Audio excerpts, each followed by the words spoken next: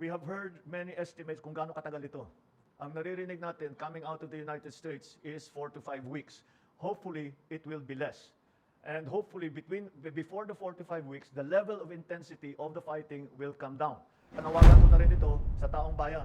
Maghanap tayo ng paraan upang mabawasan ang ating paggamit ng lahat ng mga sources of energy natin. Prices of oil have already taken a adjustment upwards. It went all the way up to 82 pesos. I'm sorry, $82. Initial shock. Pero they closed at 76.50. So nag-adjust na pababa. So that is expected. First of all, let me assure everyone that we have sufficient supply of oil. Meron tayong stockpile that are approximately 50 to 60 days in terms of gasoline, in terms of fuel oil, and in terms of kerosene. So that is let me immediately allay the fears of everyone that our supply of oil-derived product of oil products, oil-derived product, even fertilizer is something that we have to look at, and we have sufficient supply. Let me look at the precise numbers. Our stockpiles are diesel, we have 50.5 days. Fuel oil is 51.5 days. Gasoline is 51.5 days. Kerosene, we have 67.5 days. Jet fuel, A1 jet fuel is 58 days. LPG is 29 days. So we are okay for that period of time. Ngayon, to further provide the supplies of these oil products, ay yung ating mga pinagkukuhanan ng ating mga iba't ibang oil products ay meron din silang stockpile. So hindi nalabas, hindi pa nila ina-export. So that is another potential supply for us. However, we must be very clear that if you are a country that is holding a stockpile of oil products, you will export as little of it as possible so that you keep your own stockpile high. While this crisis is going on, while we do not know what is going to happen. However, beyond that, of course, there will be a great effect on the oil prices that we are facing here. We have already seen the reaction on oil products, sa crudo, sa gasolina, sa LPG, at naramdaman na kagad, and that's again expected. So we have put together some scenarios. We cannot know. We have heard many estimates kung gaano katagal ito. Ang naririnig natin coming out of the United States is 4 to 5 weeks. Hopefully, it will be less. And hopefully, before the 4 to 5 weeks, the level of intensity of the fighting will come down. In other words, the commerce will proceed in a more or less normal way, number one. And secondly, that the oil production will start to normalize. And hopefully, of course, it is our hope sooner rather than later that this will happen. However, in the scenario that Dubai crude it comes between $80 and $90 per barrel, and this lasts for 2 months, we have identified.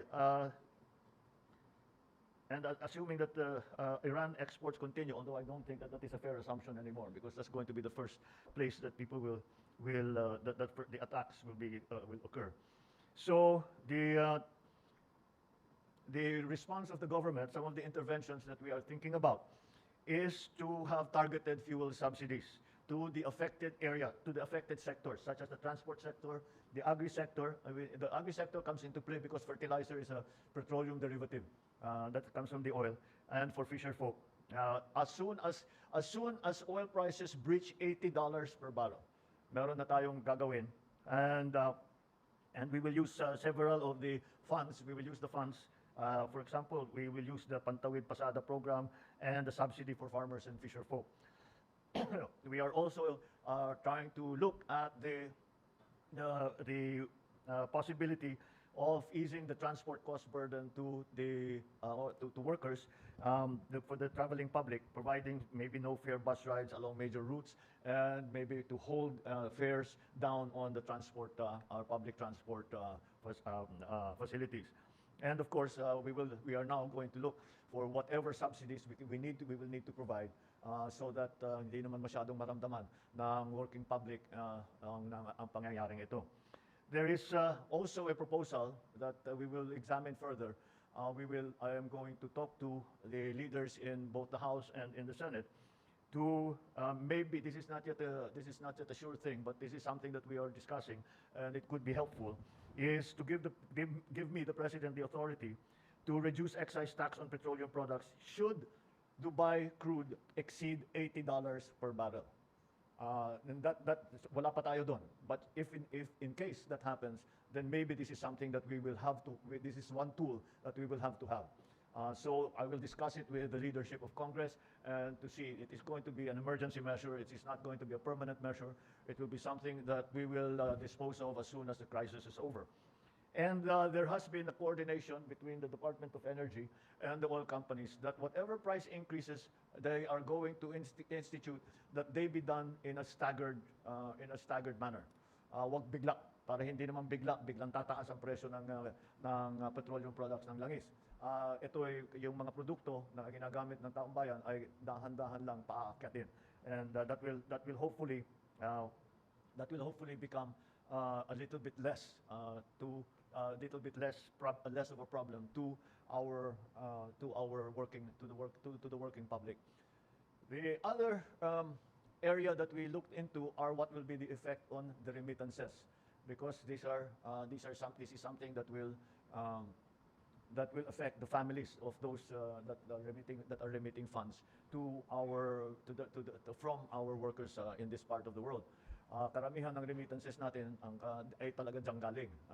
Yan ang pinakamalaking working group natin na nandun hindi nila kasama ang pamilya nila kung hindi nagre-remit ng pera dito sa Pilipinas. It's a bit of a mixed bag in the sense that the remittances, if again, it's very, very hard to make an estimate.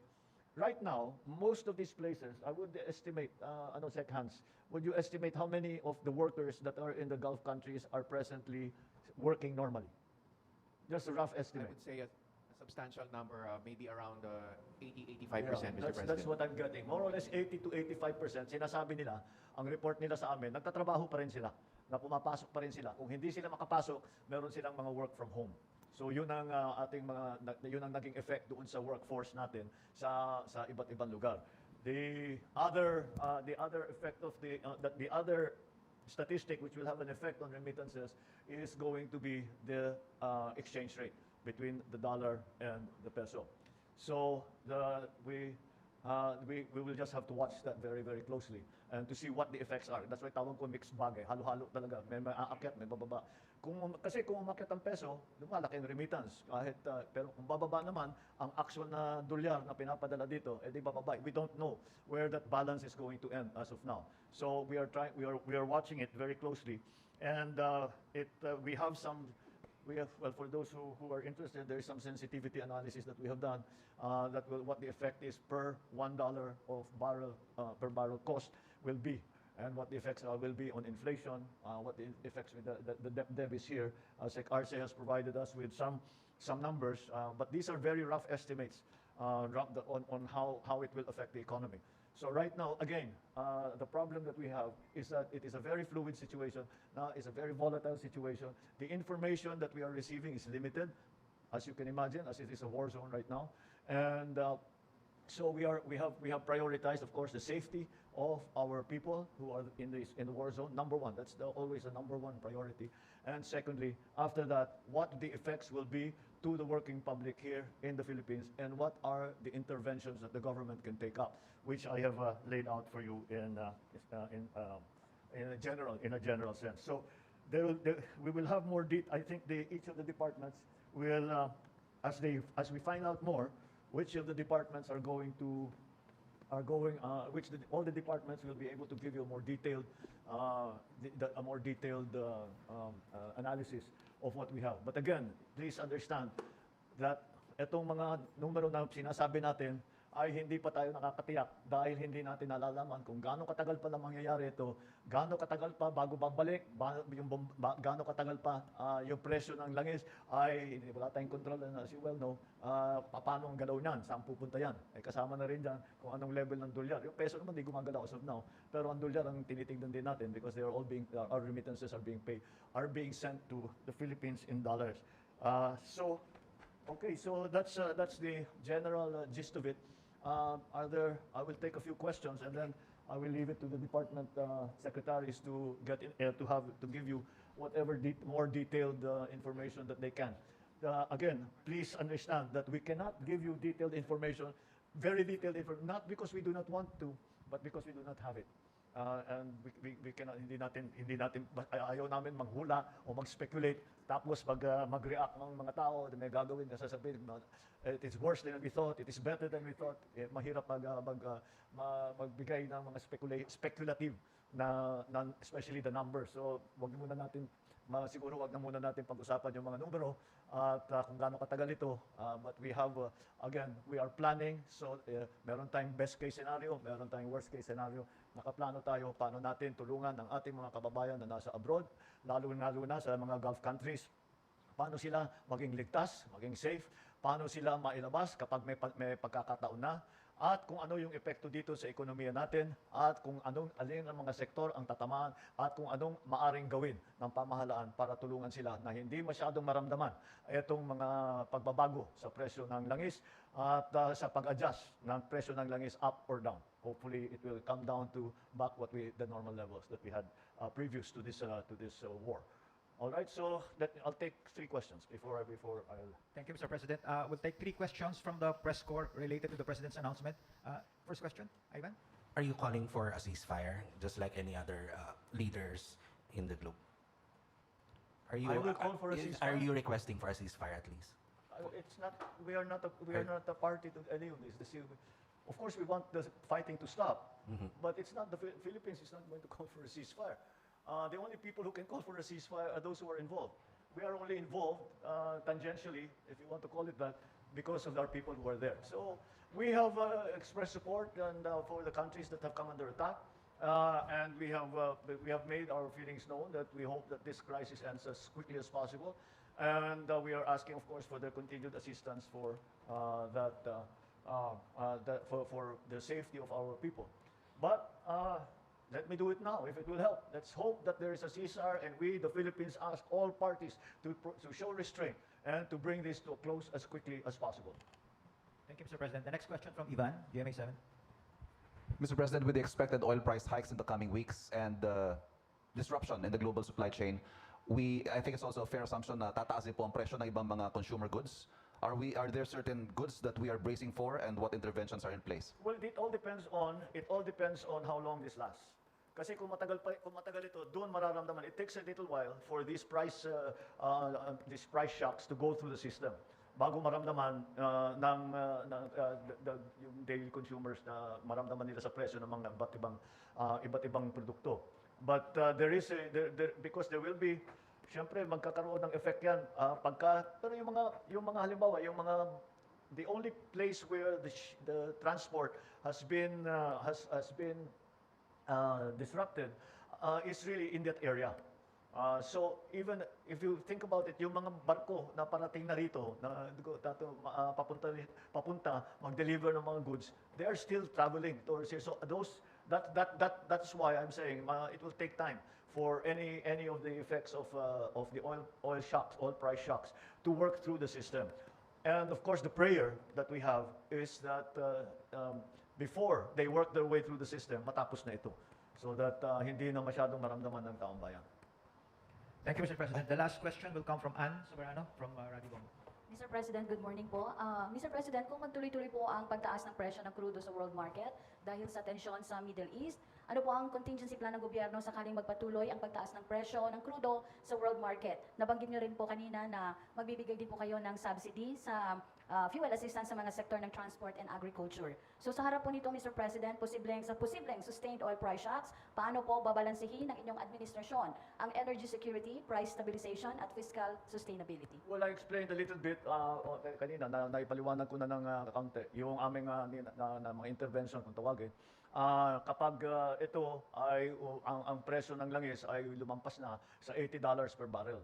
So, yun na nga yung sinasabi ko, mag-provide tayo ng subsidy para sa ating yung mga sektor, sa sektor ng ekonomiya na talagang maapektuhan, na mabigat. At yun ang nabanggit ko ay number one, of course, the transport sector, at saka ang ating